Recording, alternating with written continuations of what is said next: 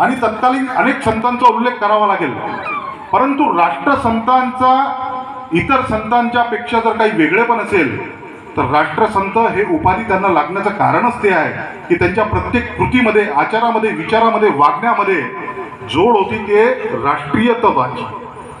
माझं राष्ट्र संपन्न झालं पाहिजे, माझा समाज संपन्न झाला पाहिजे.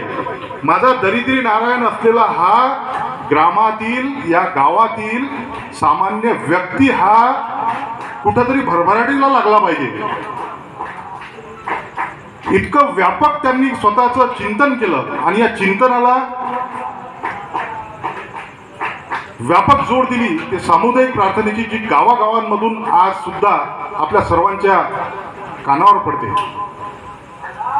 राष्ट्रसंत तुकडोजी महाराज राष्ट्रीयत्वाला पूर्णपणे वाहिलेलं व्यक्तिमत्व असल्यामुळे 1962चं युद्ध असेल, भारत चीनचं, प्रत्यक्ष रणभूमीवर जाणारे संत, एकमेव संत जर कोणी असतील तर ते राष्ट्रसंत तुकडोजी महाराज असतील.